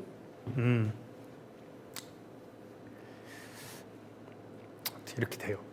근데 1920년대 이제 의열단의 운동들이 이렇게 끝나는데, 근데 약산 김영봉은 결국에는 이렇게 의열단 지사들이 다 죽어나감에도 불구하고 일본의 그 강한 모습은 여전히 유지가 되는 거예요. 그래서 결국에는 군대를 만들어야겠다고 생각을 하는 거예요. 그래서 1920년대 의열단 활동을 거쳐서 1938년에 마침내 중국 관내 최초의 조선인 정식 군대가 만들어지는 게 조선의용대예요. 1938년 10월 10일 날 우한에서 그 중국 관내의 최초의 민족혁명당을 거쳐가지고 좌우통합의 민족혁명당을 거쳐서 조선의용대가 의열단의 군대인 조선의용대가 마침내 1938년 10월 10일 날 만들어지는 거야. 이 군대가 나중에 그 실제로 중국 전전 최전선에서 싸우다가 일부가 김원봉을 뱄어요. 일부가 한국광복군으로 합류를 하고 이 한국광복군이 우리 군의 뿌리가 된 게 바로 그거예요. 그래서 문재인 대통령이 우리 군의 뿌리가 2019년 6월이었나요? 8월이었나? 광복절인가? 현충일 그때 우리 군의 뿌리가 조선의용대와 그 광복군이라고 얘기했는데 그걸 가지고 막 빨갱이라고 개 난리를 쳤던 게 바로 그게 우리 아픈 역사예요. 우리 군의 역사를 스스로 이렇게 부정하는 행위를 우리 국군이 하고 있어. 근데 왜 그런지 제가 보여드릴게요. 근데 김구가 1920년대 겁나 잘 버틴 김구가 1930년대 들어서 제일 먼저 한 게 뭔지 아세요? 벤치마킹이야. 1920년대 의열단의 투쟁사를 보니까 독립운동에 일단은 주목을 받아야 돼. 임정이 이미 완전 망가졌는데 임정을 독립운동판에 다시 중심으로 끌어오기 위해서는 역할이 필요해. 그게 바로 한인애국단이었어. 그 첫 번째 의거가 일본 도쿄에서 살던 이봉창이 일왕에게 폭탄을 던진 그거야. 이게 1932년 1월에 일어난 거야. 그리고 충남 예산 출신의 윤봉길이 드디어 25청년 윤봉길이 나서는데 이 충남 예산 출신의 윤봉길이 찡따오에서 세탁소에서 일하던 이 윤봉길이 김구를 만나서 두 방의 폭탄, 도시락 폭탄과 물통형 폭탄을 준비하고 32년 4월 29일 마침내 의거를 일으키는 거야. 여기 원창리 13호 요 2층 집이 실제로 김구와 윤희사가 여기서 매연 윤희사가 여기서 처음으로 마지막 식사를 했던 그 소고기국을 먹었던 시계를 교환했던 곳이 여기야. 여기 이 집. 이 집이에요. 그러니 이 집도 아까 제가 말씀드린 그 H&M 있지? 거기서 걸어서 정말 5분 거리야. 그러니까 여기에 표석을 하나 세워놨나요? 내가 여기는 무조건 가요, 사람들이야. 예관 신규식이 죽은 집이 바로 이 옆에 있어요. 그 세 개가 하나 연동시킬 수 있다니까. 그래 무조건 가야 된다는 거야, 상하이를. 의거 이틀 전, 의거 전날에 찍은 사진이야. 그리고 마침내 4월 29일 날 윤봉길이 의거를 아침 8시에 흥코공원에 가서 3시간 반을 기다린 다음에 11시 47분에 마침내 폭탄을, 무슨 폭탄? 도시락 폭탄 아니야, 여러분. 물통형 폭탄이야. 두 가지를 준비해. 물통형 폭탄과 도시락형 폭탄인데 왜 그러냐? 당시에 이 시라카 요시노를 비롯해서 일본의 상하이 점령을 기념하는 기념식, 그리고 일왕 히로히토의 왕의 생일을 축하하는 천장절을 같이 기념하는 걸 훈코공원에서 한 거예요. 그래서 당시 신문 광고가 실렸어. 일본의 그 상하이에 거주하는 제중 일본인들은 전부 다 모여라. 그래서 2만 명의 일본인들이 모이는데 그 식사를 대접할 수가 없으니까 준비물이 뭐였어? 도시락. 그래서 도시락 폭탄으로 잘못 알려진 거야.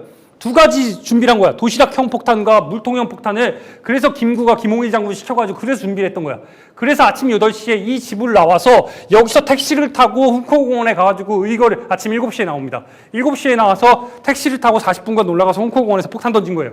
그리고 윤희사가 여러분 그날 잡혀가서 민족사회, 우리나라 독립운동사의 길이 남을 의거를 일으킨 거야. 근데 윤희사가 그해 32년 12월 19일 날 가나자와에서 죽어요. 일본 가나자와에서 죽어. 11월까지 상하이에 머물다가 12월에 오사카로 갔다가 오사카에서 12월 18일 날 올라가서 12월 19일 날 총살당해서 죽었는데 중요한 게 이게 실제 의거를 일으킨 장소. 이렇게 흉탄을 맞고 죽는데 여기서 중요한 게 뭐냐면은 일본 놈들이 왜 윤봉길을 상하이에 머물던 윤봉길을 왜 11월에 도쿄 오사카성에 있는 가장 유명한 관광지가 여러분 오사카성이죠. 오사카성의 주인이 누구였어? 임진왜란을 일으킨 사람 누구야? 도요토미 히데요시의 여러분 주인이 오사카성의 주인이 도요토미 히데요시였어. 그리고 마지막 윤희사가 죽기 한 달 전에 윤희사의 구금지가 여러분 어딘지 아세요? 오사카성 그 앞이야. 임진왜란을 일으킨 도요토미 히데요시의 여러분 거기 그 성에 거기다 감옥을 마련해가지고 거기다 윤희사를 마지막 한 달간 집어넣었어. 그리고 사형 선고가 벌어진 12월 19일에 맞춰가지고 12월 18일날 윤희사를 기차에 태워가지고 가나자와로 올라가. 가나자가 일본 중북부에 있는 가장 위쪽에 있는 곳이에요. 굉장히 눈이 많이 오는 동네야. 거기까지 올라가서 죽여. 그 12월 19일 아침 8시에 맞춰서 죽여. 왜 가나자와로 갔을까? 유니사 폭탄에 죽은 시라카 요시노를 비롯해서 당시에 군인들이 가나자와 출신의 8사단들이었어. 그러니까 거기서 복수하려고 가. 그리고 왜 아침 8시에 죽였을까? 시라카 요시노리가 중국에서 죽은 시간이 그 시차 고려해가지고 일본 시간으로 아침 8시였던 거야. 그 시간에 맞춰서 이 미간에다가 총 쏴서 죽는 거야. 그래, 좋아. 죽인 거 좋아. 그러면 무덤이라도 유해라도 제대로 해야 될 거 아니에요. 어디다 했어? 여기가 공동묘지, 이 일본 공병장에다 죽인 다음에 이 가나자와 공동묘지에 있는 여기다가 이게 여러분 감시초소예요. 이 앞이 무덤이고 이 밑에가 무덤이고 여기가 쓰레기장이야. 쓰레기 처리장. 여기다가 이 길목 여기다가 유니사 유해를 여기다가 14년간 묻혀요. 이 자리에다 사람들이 여기가 무덤이 수만 기야. 제사 지내고 성묘 지내고 여러분 쓰레기를 여기다 버려야 되죠. 계속 밟고 가. 계속 밟고 가. 1945년에 김부가 돌아오고 나서 46년에 일본 거류민단장이었던 제일조선 거류민단장이었던 박열을 시켜가지고 조선 청년 200명을 보내가지고 여기 가나자와 있는 무덤에서 유니사 유해를 수습하라 그래. 이봉창과 백정기를 그때 수습을 하는데 윤봉기 유해를 수습을 못해. 위치가 알려지질 않아서. 그래서 우리 거류민단장 우리 청년들이 거기 가가지고 당시에 이 유니사 무덤을 묻을 때 합장 이거 목탁을 두르서 스님을 찾아내. 그래가지고 협박을 해. 니 안 알려주면은 여기 있는 무덤 다 파버리겠다 그래. 그제야 위치를 발견하는데 여기였던 거예요. 여기. 14년간 일본 놈들이 밟고 지나가게 만든 곳이에요. 그런 복수를 했어요. 그리고 이제 마침내 46년 7월 달에 모셔가지고 효창원에 모신 거야. 근데 유니사가 돌아가신 곳이 여기가 순국지가 따로 있어요. 지금도 일본 자위대 부대야. 여러분 내가 어떻게 했을 것 같아요? 여기까지 내가 가나자와까지 갔는데 그 무덤이 돌아가신 곳이 저기 조금만 걸어가면 나오는데 여기서 2km거든요. 걸어서. 여러분 내가 어떻게 했을 것 같아? 들어갔지. 나 기자인데. 그리고 이건 무조건 단독인데. 우리 언론사에서 서울대에서 딱 한 번 그 위치를 옛날에 70년대가 80년대 한 번 위치를 들어갔어요. 그 뒤로 한 무도 못 들어갔어. 일본 자위대 부대니까. 들어갔어. 일요일날 오후에. 야, 아무도 없더라고요. 가로지초소에 일요일이라 그런가? 한 50m 걸어갔어. 눈앞에 저쪽 코너만 두면 보여. 아, 이제 드디어 내가 대한민국 언론사상 최초로 유니사의 무덤을, 돌아가신 곳을 내가 드디어 언덕바지에서 사진을 찍는구나 해서 갔더니 갑자기 그 코너에서 총든 2명이 나타나는 거야. 와, 겁나 무섭더라고요. 왜 왔니? 어떻게 왜 왔긴? 유니사 무덤에 유니사 돌아가신 거 그렇게 말할 수는 없고. 일본어도 잘 못하고. 그러니까 이제 내가 얘기했죠. 영어로 트래블러. 그랬더니 나가래. 근데 여기서 머리만 조금만 더 내밀면 들어갈 수 있을 것 같은데 그 순간에도 고민이 되는 거야. 이게 한일 외교 사이 이게 분쟁이 되지는 않을까. 그리고 난 여기 감옥에서 여기 이제 잡혀 들어가면 구류되면 어떤 복잡한 일이 벌어지지 않을까. 조용히 나왔어요. 눈앞에서 두고. 그게 아쉬워. 근데 이 암장지는 여전히 있으니까. 그래서 유니사 순국기념비가 이 암장지에서 걸어서 한 100m 지점이 있어요. 이상한 곳에 있어. 순국기념비를 제대로 못 세우는 거야. 다시 돌아와서 유니사의 의거 후에 이때부터 진짜 임정로드가 펼쳐지는 거예요. 더 이상 상하이에 머물 수가 없어. 유니사의 의거가 독립운동사를 갚은 정말 말도 안 되게 일으킨 정말 독립운동이니까 유니사의 독립운동 이후에 의거 이후에 우리 지사들은 상하이를 포기하고 그때부터 임정로드가 시작되는 거야. 상하이, 자싱, 항저우, 난징 이때부터 시작되는 거야. 1932년 4월 29일부터 그래가지고 이제 쭉 충치까지 45년까지 이어지는 게 이게 바로 임정로드예요. 이때 32년에 도망가지 못한 안창호가 잡혀서 감옥에 가서 이 뒤로 이것 때문에 나중에 돌아가시는 거예요. 도산이. 그 당시에 피신하지 못했던. 그리고 이제 그 피신을 이끌었던 사람이 자연스럽게 누가 돼? 백범이 되는 거예요. 그리고 이 백범이 실제로 의거를 일으켰던. 근데 그래서 그 당시에 백범이 여러분 몸값이 200억까지 올라가. 지금 기준으로. 근데 이 백범이 피신 과정 속에서 중국의 혁명가들이 여태까지 뿌려놓은 그 지사들의 도움으로 중국의 혁명, 추후청 선생이라는 이런 분이 지금은 경기도지사 같은 사람이 몸값 200억의 이 백범을 비롯해서 여러 지사들을 실제로 막 숨겨줘. 3년 동안. 우리가 흔히 얘기하는 그 처녀뱃사공이라 불린 그 주아이바오, 주해보 선생. 그 실제로 그 부부 행세를 했던 가짜 부부 행세를 했던 그 김구화. 이때 이야기예요. 주아이바오와 그 강무리에 있던 정부를 만들었던 거.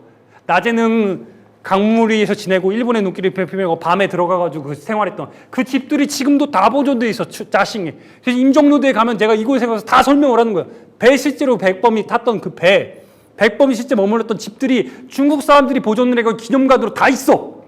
얼마나 놀라운 일이야, 여러분. 근데 그래서 윤희사 이거 덕분에 당시 중국의 총통이었던 대통령이었던 이 장제스를 만나가지고 실질적인 지원을 얻어내는 거예요. 이때부터 우리가 독립 광복군을 만들 수 있는 그 기틀이 이때부터 마련이 되는 거야. 난징에서 이 장제스를 만나는 그게 거기에 중앙반점이라고 당시에 중국 정부에서 운영했던 호텔이 있어요. 구경 호텔. 지금도 있어. 그래서 제가 임종도들을 가면은 그게 지금은 3성급밖에 안 돼요. 5성급이 아니야. 왜? 시설이 100년이 됐으니까. 근데 일부러 그 집에 데려가. 사람들이 와서 여기서 백범과 장제스가 회담을 했다. 윤희사 거기서 자는 거야. 그러니 여러분은 뭉클함이 나중에 충칭감이 어때? 막 그냥 끌어올라 미쳐버려요. 근데 우리가 잊지 말아야 될 사실이 뭐냐면은 난징에서 윤희사 의거의 1935년부터 37년까지 이제 김구는 짜싱에서 머물면서 막 피신 생활하는데 결국에 35년에 난징으로 와. 37년에 중일전쟁이 이럴 때까지 이제 난징에 있는데 이때 김구의 여러분 직업이 뭐였는 줄 아세요? 공식 직업.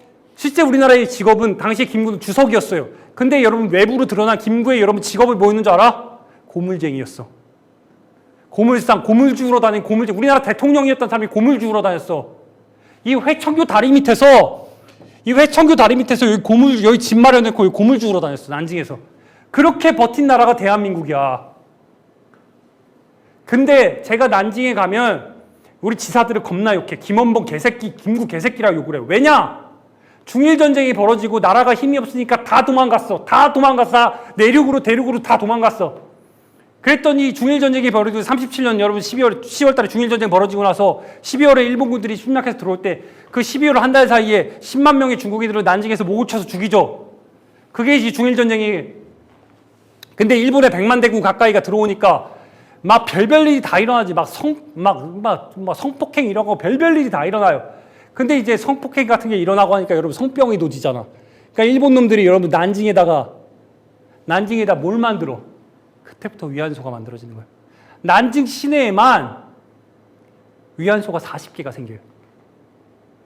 그 중에서 아시아 최대 규모의 건물 6동짜리 난징 리지샹 위안소가 만들어져. 지금으로 치면은 이 광화문에 여러분 미대사관 자리랑 똑같아. 이 청와대 앞에 이 미대사관 한 200m, 경복궁 앞에 200m 정도의 미대사관 있잖아요. 정확하게 지금 난징에 대통령궁이 있거든요. 통통궁. 그 앞에서 200m, 300m 될까? 건물 6동짜리 난징 리지샹 위안소가 있어요. 건물 6동이야. 말이 6동, 2층짜리 여러분 건물 6동이야. 거기에 아시아 최대 규모의 리지샹 위안소가 1938년 이때 만들어진 거야. 중일전쟁 후에. 그러면 그 건물 6동에 들어가는 위안부들은 어디서 데려왔을까? 다 한국에서 데려온 거예요. 필리핀, 홍콩, 한국에서 데려온 거야. 근데 2000년대 여기서 중요한 게 바로 뭐야? 2000년대 초반에 이제 그 난징의 재개발 바람이 불 때 2003년에 이 리지샹 위안소가 여기 있었다는 건 아는데 리지샹 위안소를 그래서 다 없애서 재개발을 하려고 해. 근데 당시에 그 유명한 교과서에 나오는 박영심 할머니가 북한의 평안도에 살다가 증언을 하려고 난징까지 와요. 그래 내가 살았던 여기 내가 3년간 능욕당했던 난징 리지샹 위안소 2번째 건물 19번 방에 내가 3년간 능욕당했던 걸 증언을 해. 2003년에. 그 할머니 2011년에 작고해요. 근데 중국 정부에서 그래서 어떤 일이 벌어졌냐? 난징 재개발을 두고 부동산업자와 중국 학계와 중국 시민들과 그 난징 시민들이 다 모여가지고 10년간 토론을 해요. 논의를 계속해. 개발을 하냐마나를 놓고. 근데 결국엔 여러분 뭐가 된 줄 아세요? 2015년 12월 5일 날 아시아 최대 규모의 난징 리지샹 위안소 박영심이 증언했던 그곳이 원형 그대로 복원이 돼. 여러분 광화문 한복판에 리지샹 위안소가 원형 그대로 건물 6동짜리가 복원이 된 거랑 똑같은 거예요. 2015년 12월 28일 날 우리 박근혜 정부가 우리 대한민국 정부가 여러분 위안부 피해자 할머니들에게 무슨 짓을 했어요? 불가역적이고 최종적인 한일 위안부 협정안을 발표를 했지. 그에 맞춰서 20일 전에 12월 5일 날 중국 정부는 아시아 최대 규모의 리지샹 위안소를 한국인들이 대부분 있었던 원형 그대로 복원해. 제가 이번에 2018년에 이거 복원하자마자 2018년에 처음 가서 봤는데 아직도 그 당시에 지금은 냄새가 많이 빠졌어요. 근데 그 당시에 아직도 첫 번째 여러분 메인 전시호를 지나서 첫 번째 전시물의 첫 번째 유물이 뭔지 아세요? 콘돔이야. 돌격 앞이라고 적혀 있어. 돌격 앞으로. 두 번째 전시물 여러분 뭔지 아세요? 아직도 난 그 냄새가 잊히지 않아. 요드병 약 냄새 있잖아요. 그 당시에 썼던 그게 수십 개, 수백 개가 한쪽 벽면에 싹 걸려 있는데 그 당시에 이제 그 약품 처리하고 나서 바로 넣었을 때니까 들어가는데 그 양 냄새가 싹 나. 나중에 2019년, 2020년 계속 가니까 냄새가 많이 빠졌더라고요. 그리고 두 번째 건물 19번 방. 박영심 할머니가 능욕당했던 방. 일본 놈들이 박영심 할머니 하루에 20명을 상대했어요. 당시에 박영심 할머니 17살이었어요. 이 나중에 이제 임신까지 해가지고 이건 나중에 다른 곳으로 끌려가가지고 임신 당한 건데 결국 유산도 했는데 하루에 20명을 상대했어요. 17살에. 그러니 제가 지사들한테 욕을 하는 거야. 나라가 힘이 없으니까 나라가 힘이 없는 나라에 태어났으니까 가서 우리 소녀들이 능욕을 당하는 거야. 여러분 여기 중앙현관에 보면 이거 앞에 이 건물 사이즈가 얼마나 크냐면요. 이만한 이거보다 더 하여튼 이 벽면이 한쪽 벽면이 80명이야. 요즘에 이 집 40명이 여러분 한국 사람이에요. 16, 17, 18살짜리들이 끌려와가지고 나라가 힘이 없으니까 능욕을 당한 거야. 이 소녀들은 위안부로 끌려왔지. 그럼 소년들은, 청소년들은 어떻게 됐을까? 그 전성이 학도병으로 끌려오는 거예요. 학병으로 끌려와가지고 거기서 총알바지 되는 거야. 왜 다 한국이냐? 다 한국인. 여러분, 다 한국이냐? 다 한국인. 근데 제가 왜 이야기를 하냐면은 박영심 할머니 생전에 충남 천안 출신의 곽금녀 할머니, 평안도 출신의 김양숙 할머니, 일본 사람이 다 기록했어요. 이 사람들 마지막에. 왜 우리 못 가니까. 그게 진짜 한이 맺혀요. 근데 제가 왜 이야기를 하냐면은 제가 학생들 300명을 데리고 물론 제가 300명을 다 데려가지 않았어요. 제가 이 중에 한 두세 번밖에 안 했는데 학생들 진짜 15살, 16살짜리 중2, 중3 애들을 여기를 데리고 갔거든요. 와 진짜 말 진짜 안 들어. 아니, 미쳐버릴 것 같아요. 50명인데 진짜 한 대씩 때리고 싶어. 막 첫날부터 나한테 상하이에서 나한테 집에 가겠대. 자기 몸이 안 좋다고 여자애 하나 할까 봐 집에 가겠대. 상하이에서 나한테 그날 황포탄 나 목 터져서 설명하는데 와 막 미쳐버리겠는데 이게 마지막 3박 4일째 되는 난징이에요. 여길 데려갔어. 애들 다 울어. 자기랑 나이 똑같은 박영심 한 마리 다 울어요. 안 우는 애들이 없어. 그래서 내가 수학여행으로 가야 된다는 거예요. 얘네들이 살아가면서 지금 얘네들 고3 됐겠네요. 나중에 20대, 30대가 되면 얘네들이 어떤 기억에서 물론 디즈니랜드 넣어야 돼. 애들이 디즈니랜드 안 넣으면 화내요. 수학여행이니까. 디즈니랜드 하루 놓고 난징 가가지고 리지샹 위안소 가서 박영심 할머니의 스토리를 보자는 거야. 나라가 힘이 없으면 우리가 어떤 꼴을 당했는지 보자는 거야. 그리고 자꾸 일베 본 애들이 이 청소년들이 일베 보고 나서 막 이상한 소리 해야 되는데 직접 가서 보자는 거야. 직접. 왜냐면은 여러분 내가 왜 화가 나냐면요. 여러분 이게 언제인 줄 아세요? 2020년 8월 15일 광복절. 오마이뉴스가 여기 세종문화회관 뒤에 있어요. 내가 아침에 출근하는데 아침도 아니지 11시에 출근하는데 이게 광복절날 일장기를 내 앞에서 광화문역 8번 출구 나오는데 일장기가 보이는 거야. 나는 이렇게 걸어 올라가면서 계단 올라가는데 아니 일장기가 내 앞에서 일장기를 들고 말이 돼? 정광훈이 그때 이제 기독교 할머니들을 데려다 놓고 그래 내가 성족이 이스라엘 깃발까지는 이해하겠어. 그래 이스라엘 깃발도 이해가 안 가긴 하는데 한일 우호 협력을 이래 광복절에 일장기를 흔드네. 광복절에 광화문 광장에서 여러분 이게 언제인 줄 아세요? 수요시 천회날 천회 그 우리나라로 치면은 8월 14일 날 누구야 우리나라 최초의 우리 이제 위안부 피해자들이 이제 와 있을 때 이제 처음 그걸 발표를 하고 나서 여러분 이거 이렇게 하잖아요. 천회되는 날 이 보수단체 대표가 돈 받고 서비스하는 일본군 위안부 왼성노예라고 얘기를 해. 이런 현수막 진짜 비일비재요. 근데 이 이우연이라고 반인종족주의 저자의 성균관대 박사 이 새끼 이거. 야 이날 와가지고 일장기를 그 옆에서 애들 막 그 소녀상 지키고 있는 거 막 수요 시위하는데 일장기를 계속 흔들어대. 그래서 내가 찾아가가지고 이우연한테 가서 얘기했어요. 이거 너무한 거 아니냐. 아무리 그래도 일장기를 이날 흔드는 건 너무한 거 아니냐. 그래도 나한테 어디 기자니? 오마이뉴스라고 했더니 너는 공부를 제대로 안 했대. 내가 반일종족주의도 읽었다 그랬더니 너는 제대로 된 자료를 안 봤대. 그러면 여러분 반일종족주의 보신 적 있어요? 반일종족주의 보면은 자료가 굉장히 객관적이야. 근데 그 자료가 여러분 어디서 나온 줄 아세요? 일본 극우들이 준 자료야. 일본 극우들이 여러분 일본 정부에서 준 그 당시에 일본 1920, 30년대, 40년대 만드는 그 자료 바탕으로 해가지고 얘네가 주장을 하는 거예요. 객관적이지 일본 정부에서 만들었으니까.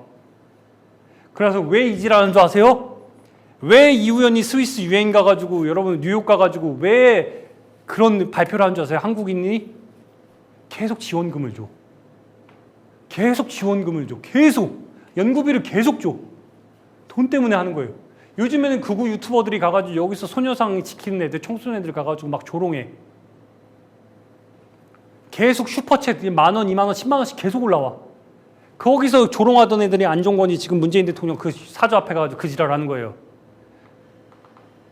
요즘에 다시 또 뉴라이트라는 이름으로 또 건국절 얘기 또 나오더만. 역사가 또 이렇게 후퇴를 해요. 거의 다 왔어요. 제가 5분만 더 하면은. 근데 그 원인이 무엇일까? 효창원과 현충원이에요. 효창원. 원래 정조대왕의 부인 그 덕임, 성덕임과 그 원래 아들이었던 문효세자의 무덤이 있던 곳이에요. 정조대왕이 직접 무덤을 만든 곳이 의빈성 씨와 원래 문효세자가 홍역으로 죽잖아요. 죽고 나서 슬퍼서 그래서 바로 이어서 몇 개월 뒤에 의빈성 씨가 죽어. 그 여러분 오스의 붉은 꽃동네 그 주인공이잖아요. 정조대왕이 너무 슬퍼가지고 자기가 무덤을 직접 찾으러 다녀. 그게 바로 우리가 알고 있는 효창원이야. 근데 이 효창원에다가 일본 놈들이 여러분 무슨 짓을 한 줄 알아요? 골프장을 만들었어. 골프쳐. 그래가지고 나중에는 1940년대 들어서 일본 놈들이 이 두 사람의 무덤을 파가지고 이장시켜버려. 그러니까 빈 무덤이 됐잖아요. 그 빈 무덤에다가 문효세자의 무덤에다가 3.24 무덤을 만드는 거예요. 그 빈 무덤에다가 민족정기를 바로 새겼던 백범이. 그리고 의빈성 씨의 무덤에다가 임정요인들, 차리석 선생, 누구야? 차리석 선생, 조성환 선생 이런 분들의 무덤을 거기다 만드는 거야. 무덤을 재활용한 거야. 그 임정요인 무덤이 원래 의빈성 씨의 무덤이었어. 근데 불행하게도 백범이 죽죠. 49년에 6월 26일 날. 6월 26일 맞죠? 백범이 죽고 나서 이게 문효세자의 무덤, 의빈성 씨의 무덤이었어. 근데 재활용해서 이렇게 된 거예요. 여기 안중근 의사의 감옥까지. 근데 백범이 죽고 나서 여러분 이승만 대통령이 무슨 짓을 했어? 이게 기가 막혀. 여기 기가 막혀. 원래 여기가 배산임수라고 해서 이 앞이 소나무 숲이 여기서 싹 다 우거졌고 이 앞이 여기가 높아요. 이렇게 지대가. 이 앞이 그리고 여기가 저기 호수가 울창하게 이렇게 소나무 숲이 펼친 호수가 있었어. 호수까지는 아니지만 물이 이렇게 굉장히 넉넉하게 있었단 말이에요. 배산임수로 앞이 이거 넓은 계알지였고. 근데 이승만 대통령이 1959년, 60년 이때 50년대 후반에 아시아 최대 규모의 축구장을 건립을 해. 효창원에다 시멘트로 발라가지고 여기다 남쪽에다가 이게 백범의 묘, 3.24 묘, 이게 임정요인 묘이에요. 시멘트로 여기다가 여러분 효창운동장을 만들어. 왜 그랬을까? 흔히 우리들 무덤은 조상 무덤 앞쪽을 어떻게 해놔요? 싹 이렇게 넓게 해놓지 넉넉하게 만들어. 박정희 대통령이 들어서고 나서 김구 선생과 이 3.24 묘역 머리에다가 여기 높아요. 여기 산이 동산이야. 여기다 여러분 뭘 세워? 방공투사 위령탑을 세워. 20m짜리 시멘트로. 왜 세웠을까? 여기 대한노인의 본부가 있었어요. 여기다 유경숙 여사 시비를 세워. 그리고 이 근방에 여기가 원효료야. 원효대사 동상을 여기다 세워. 왜 그랬을까? 나 진짜 묻고 싶어요. 왜 그랬을까? 이게 효창원이에요. 2017년 전까지 여러분 효창원이 어떤 곳이었는지 알아요? 근린시설이었어. 체육공원, 용산구에서 관리하는. 근데 문재인 정부 들어서 여러분 한 게 뭔지 아세요? 근린시설에서 현충시설로 바꿨어. 용산 구민들이 진짜 난리를 피웠어요. 이걸 왜 현충시설로 바꾸냐고. 근데 결국엔 되죠. 근데 효창운동장은 못 없앴어. 이 용산 구민들이 반대한 게 아니라 대한체육회 축구협회에서 반대했어. 우리나라 축구의 성지인데 왜 그거를 없애냐고. 지금도 여전히 그대로예요. 그리고 현충원.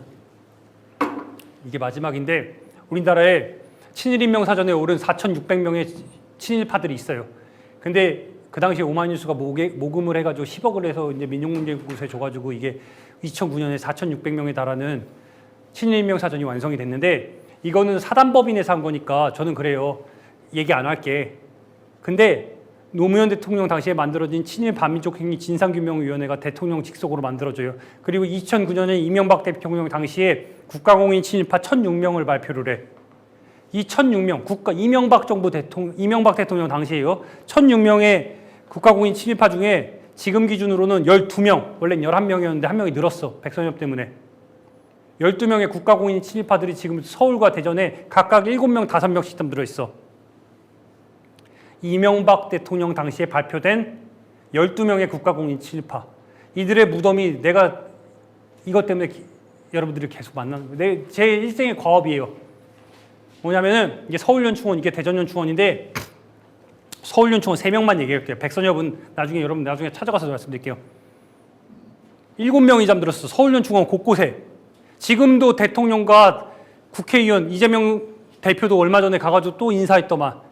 정말 한마디 해주고 싶어요. 왜냐면 선생님 찍으세요. 찍으셔야 돼요. 아, 괜찮아요? 네. 네. 왜냐면은 12명 중에 11명이 군인인데 백낙준, 연세대학교 초대 총장 백낙준이 유일하게 문인 출신이에요. 우리나라 옛날에 문체부 장관도 하고 여러 장관도 하고 굉장히 문인으로서 유명한 연세대학교 백양로 지나서 왼쪽에 보면 중앙도서관이 있는데 그 입구에 이 백낙준의 동상이 있어. 근데 백낙준이 어떤 인물이냐면은 12명 중에 현충원에 잠든 국가공인 친일파 12명 중에 11명이 제가 말씀드렸죠. 군인이에요. 유일하게 한 명이 문인 출신이야. 백낙준. 굉장히 유명한 정치인이에요. 근데 일제강점기 당시에 이 양반이 뭘 했냐면은 자기가 기독교 신문사를 만들어가지고 아까 제가 말씀드린 그 소녀들과 소년들을 전선으로 내보는데 최고 일선으로 역할했어. 자기가 직접 신문사를 만들어서 편집위원이 돼가지고 여러분 뭘 했어? 계속 기고를 해.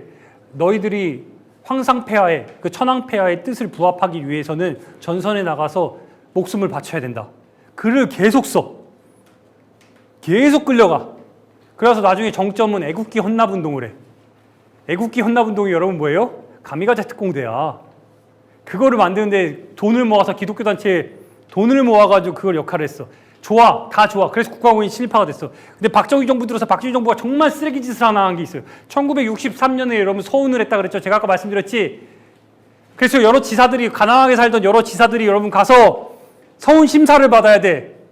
근데 그 서운 심사 받을 때 여러분 심사위원이 누구 있는지 아세요? 백낙준이야. 여러분 내가 독립운동을 26년을 했는데 서운 받으러 가는데 나를 심사위원을 국가공인 친일파가 내 앞에서 나를 심사해. 1963년, 64년, 65년 심사위원이 백낙준이야 여러분.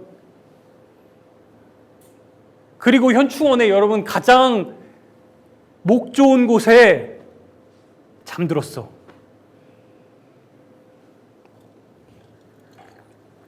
이 사람 무덤에 가면 여러분 뭐가 있는 줄 아세요?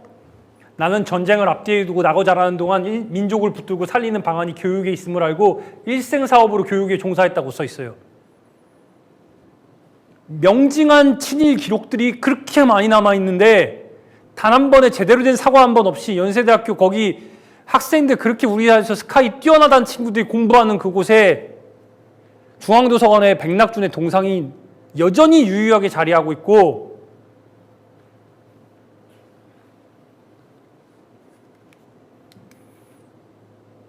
우리나라 군대가 여러분 내가 친일 군대라고 자꾸 얘기를 하는 게 뭐냐면은 제가 육군 장교 출신입니다. 저 군생활 4년을 했어요. 군생활 4년을 했는데 육군 보병학교 장교들이 처음에 여러분 보병학교 갈 때 그 연세대학교 백양로처럼 그 육군 보병학교 장성에 가면 여러분 쭉 뻗은 길이 하나 있어요. 그리고 좌우로 이렇게 펼쳐져 있어요. 연세대처럼.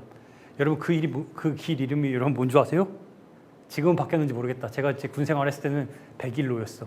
국가공인 친일파 김백일의 이름을 따서. 그리고 여러분 장교들의 그 육군 사격장 이름이 백일 사격장이었어요. 김백일이라고 우리나라 국가공인 친일파 간도특설 중대장을 한 이 사람이 광주에서 사단장을 했거든요. 그걸 기린다고 육군 장교들의 백일로와 백일 사격장을 만들었어. 지금 현충원 가장 양지 바른 곳에 잠들어 있어요. 근데 1951년에 한국전쟁 중에 대관령에서 헬기를 타고 오다가 추락해서 죽었어요. 우리나라 국가의 영웅이 됐죠. 그리고 신태용과 이용준, 이 두 사람이 가장 문제야. 장군 이묘역 6명이 잠들어 있는 곳에 2명이 잠들었는데 우리가 일제에 나라 뺏긴 게 35년이죠. 두 사람 다 여러분 일본 군인으로 몇 년을 생활한 줄 아세요? 34년. 그리고 우리나라 조선인 출신임에도 불구하고 일본 군인으로 각각 대령과 중령까지 올라갔어. 우리나라 당시에 조선인 출신으로 올라간 두 번째, 세 번째로 높은 위치까지 올라갔어요. 이용준 우리나라 초대 육군참모총장, 신태용 우리나라 4대 국방부 장관. 이 두 사람이 여러분 우리나라에서 국방부 장관 했을 때 이미 60대였어. 이 두 사람이 여러분 잘못한 게 뭔지 아세요? 특히 이용준이 초대 육군참모총장을 하면서 가장 잘못한 게 뭐냐? 간도 특설대 출신의 만주군들과 일본군 장교 출신의 젊은 장교들을 우리나라 군대에 연착륙시키는 데 크게 역할했어. 백선엽, 박정희, 신현준, 이범석. 죄송해요. 김범석이다. 이범석 장군은 아니죠. 죄송합니다. 철기 이범석을 잘못 얘기할 뻔했네. 이런 친일 장교 출신들, 만주군 출신 장교들이 자연스럽게 우리 군에 뿌리내리게 하는데 그 교두보 역할을 한 게 이용준이야. 신태용 아들 신응준과 함께 우리나라 국가공인 친일파 부자가 오른 사람이에요. 근데 신태용 여러분 유명한 연설을 하나 남겨. 태평양 전쟁이 일어났을 때 이 신태용이 우리나라 조국에 있는 청년들을 불러놓고 서울에서 매일신보에 당시에 기록했는데 나 처음에 이거 소식 알고 진짜 와, 우리 청년들이 있는 자리에서 내가 일본군 장교 출신이니까 여러분 뭐라고 얘기한 줄 아세요? 내 목표는 야스쿠니 신사라고 말을 해. 내가 일본 천황을 위해서 목숨 걸고 바치고 나서 내가 목표는 야스쿠니 신사에 들어가는 거라고 말해. 이게 여러분 기록으로 남아있어. 내 목표는 야스쿠니 신사다. 근데 어디 잠들어 있어? 현충원. 장군 이묘역. 근데 장군 이묘역의 위치가 진짜 화가 나. 이 장군 이묘역이 여기에 여러분. 장군 이묘역이 여러분 여기 왼쪽에 보면 발 밑에 왼쪽에 보면 임정요인들이 예관 신규식의 무덤이 이거야. 장군 이묘역 발 밑에 임정요인들의 묘역이 있고 장군 이묘역의 발 밑에 이게 임정요인들의 묘역이고 이게 여러분 여기 높아. 여기가 제일 높아. 발 밑에 임정요인들의 묘역. 발 아래쪽에 여러분 의열단 출신들의 지사들의 무덤이 다 여기 있어. 서운 받은 사람들. 김익상 우리 아까 죽은 김익상의 무덤이 여러분 시신을 못 찾았으니까 여기 무후선열재단에 이름 석자 올라가 있어요. 그러니까 내가 김익상 무덤 앞에 가가지고 그렇게 그 위패 이름 석자 하면 거기 앞에서 백날 고개를 숙이면은 여기다 고개를 숙이면은 여기 이용준의 묘고 이게 신태용의 묘야. 이거 바꾸겠다고 내가 그래서 이거를 그렇게 바꾸려고 진짜 별짓을 다 했어요. 진짜 법이 없어서 안 된대. 국가공인 친일파인데 법이 없어서 안 된대.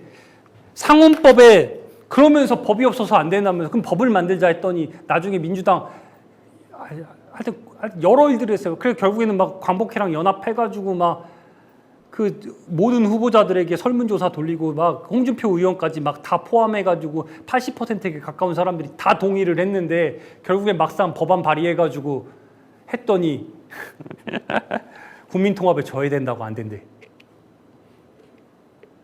파묘란 말은 너무 거세죠.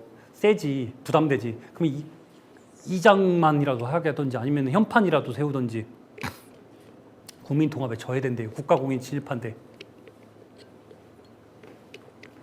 그러면 김시현은 왜 현충원에 못 모시냐? 내가 김시현이라도 안 들어가요. 근데 최소한 자격은 내게 해야 될 거 아니에요. 옛날에 그 상훈법에 형벌을 받은 사람은 못 들어간다고 써 있더라고요. 그럼 법을 바꿔야 될 거 아니야. 법을 바꿀 때마다 우리 국회에서 항상 하는 얘기가 뭐예요? 국민통합에 져야 된대. 국가공인 친일파 거기다 현판 이름판 하나 세우고 안 되면 2장, 파면 아니더라도 2장 시키는 거. 그게 그렇게 져야 돼요. 12명인데. 원래 11명이었는데 백선엽이 2020년이군요. 어느새. 백선엽이 7월 10일 날 죽었어요. 그리고 7월 15일 날 대전현충원 장군 이묘역 550무덤에 잠들었어. 여러분 백선엽 잠들고 나서 문재인 대통령이 자기 업적 중에 가장 크게 강조한 게 홍범도 장군을 카자흐스탄 키즈로르크에서 모셔왔다 그랬잖아. 백선엽 발 밑에다 모셨어. 홍범도 장군 무덤에서 보면 백선엽 무덤이 여러분 보여요. 최고의 예우로 모셔왔는데 이렇게 해놨어? 최고의 예우를 당한 건 알겠어. 진심은 알겠어. 그럼 백선엽 여러분 어떻게 해야 될 거 아니야. 국가공인 친일파인데. 아, 요즘에는 백선엽 무슨 친일 기록이 없다는 얘기를 하더라고요. 당연히 없지. 창씨개명 했는데. 시라카와 요시노리로 했어요. 백선엽의 여러분 창씨개명 이름이 윤희사가 죽인 대전연충원이에요. 어떻게 할 거야? 이거 어떻게 할 거예요?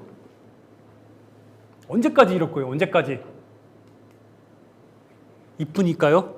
국가공인 친일파 김성수. 여러분 서울대공원 가면, 서울대공원 가봤어요? 우리 친구?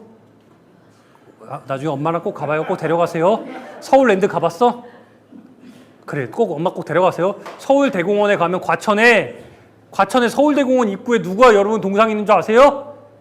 김성수 동상 있어. 국가공인 친일파. 나라 땅인데. 여러분 관악구 남천동에 남현동에 가면 사당역 남현동에 가면 미당 서정주가 마지막 30년을 보낸 집이 있어. 그걸 여러분 서울시에서 이명박 대통령이 서울시장 당시에 그걸 땅을 사가지고 지금 관악구에서 여러분 그거를 기념관으로 관리를 했어요. 미당 서정주 기념관. 서정주의 집이란 이름으로. 김백일. 거창에 가면은 거기에 공원에 국가에서 관리하는 거기다 김백일 동상을 만들어 왔어. 참나. 이게 마지막인데 신태용의 후손이 나한테 편지를 보내왔어요. 내가 하도 이거 기사 쓰고 막 이러니까 신태용의 후손이 나한테 편지를 보내왔어요. 아직도 기억나요. 이거 조선의용대 창립일 날 보냈네. 2020년 10월. 내가 신태용의 먼 친척으로 한마디 한다. 우리는 조선에서 기득권을 이룬 양반이지만 다른 것과 달리 빨갱이에게 붙지 않았고 자유진영의 문명을 동경했다. 당시의 조선은 지금의 이북보다 더한 계급제 사회였다. 대부분의 사람도 노예로 살고 생활 양식도 아프리카보다 못했다. 민생 치안조차 스스로 해결하지 못할 만큼 개판이 된 조선은 일본의 나라를 그냥 넘겼다. 일본 침략은 틀린 말이다. 어떠한 목적이 됐든 일본은 조선을 해방시켰고 민초들은 처음으로 자유와 문명 그리고 현대교육의 기회를 얻었다. 일본이 미국에게 지는 바람에 남한은 어부지리로 자유진영에 살고 있다. 조선의 현대식 법치를 적용했던 친일이 과연 욕할 일인가? 그러면서 여러분 나한테 뭐라고 하는지 아세요? 당신은 자유문명 가치로 살고 있는 동족을 죽이는 공산당에 대해서 어떻게 생각하니? 개새끼지. 뭘 어떻게 생각해. 제가 제일 싫어하는 게 김일성이야. 김일성 개새끼야. 우리 민족 상잔의 비극을 만든 사람이니까. 근데 왜 결론이 항상 저렇게 가? 그리고 신태용의 후손이 뭐가 당당하다고 나한테 저런 편지를 보내요. 여러분 지금 미국에 살고 있어요. 이 사람. 뭐가 당당해? 뭐 이렇게 당당해요? 내가 친일파 후손이라고 욕하진 않아요. 하지만 부끄러움은 알아야지. 활동하고 있는 사람들에게 여러분 이런 편지 보내고서. 근데 문제는 뭐냐면 2020년, 2021년, 2022년 더 심해져. 제가 요즘에 수유실 못 가겠어. 너무 그 소음이 심해. 일자기 흔드는 게 이제는 막 예산일이에요. 이러다가 우길기도 나오겠어. 전범기. 미쳐버릴 것 같아요. 근데 여기에 지금 이게 잘못된 게 무엇일까? 역사를 왜곡하는 일베 같은 애들이 계속해서 득세하고 얘네들이 주류가 되니까 이런 거예요. 결론입니다. 제가 여러분한테 드리고 싶은 말은 의열단원으로서 여러분들이 많은 역할을 하셨으면 좋겠어요. 각자의 위치에서 조금만 한 걸음만 더 나가면은 많은 걸 할 수 있어요. 저도 제 본업은 제가 지금은 노동 전문 기자를 하다가 지금은 법조 기자예요. 근데 내가 일종의 제 사명감과 제 의무감 때문에 제 사비 들여서 계속해서 다니고 제 휴가 써가지고 계속해서 다니고 계속 책 쓰고 계속해서 하는 거예요. 그러니까 이런 걸 하니까 여러분들이 불러주셔가지고 이런 귀한 자리를 마련해 주신 걸 아는데 제 개인적인 목표 중에 하나는 아까 말씀드린 대로 현충원, 친일파 이거 어떻게 좀 했으면 좋겠어요. 근데 어떻게 하려면 이렇게 알아야 돼. 그러니까 현충원 제가 자꾸 현충원 투어를 하려는 게 이거예요. 광복절에도 이번에 현충원 투어를 했다가 지난번에 폭우 때문에 현충원이 문을 닫아서 못했어요. 그래서 강연으로 했던 거예요. 그리고 이제 현충원을 못하니까 수유리. 그리고 공부를 많이 했으면 좋겠어요, 여러분들. 그냥 단순히 공부가 교과서에 나온 게 아니라 공부를 해가지고 더 많이 알아서 여러 사람들한테 많이 여러분들이 퍼줬으면. 제가 지금 하는 얘기들이 그냥 제가 혼자 이렇게 거짓말로 하는 게 아니라 다 공부하고 현장 보고 취재해가지고 한 거거든요. 여러분들도 많이 같이 공감해 주셨으면 좋겠어요. 그리고 결정적으로 많이 한 명 한 명 뜻을 모아서 위에 이어지면은 결국엔 바뀌더라고요. 결국에는 역사는 퇴행하는 것 같지만 여러 지사들이 목숨 걸고 김시현 같은 김원봉 같은 사람들이 나왔으니까 우리가 지금 대한민국에 살고 있는 거예요. 그러니까 여러분들도 그러니까 좀 이렇게 포기하지 말고 저도 포기하지 않을 테니까 계속 나아갔으면 좋겠습니다. 긴 시간 들어주셔서 고맙습니다.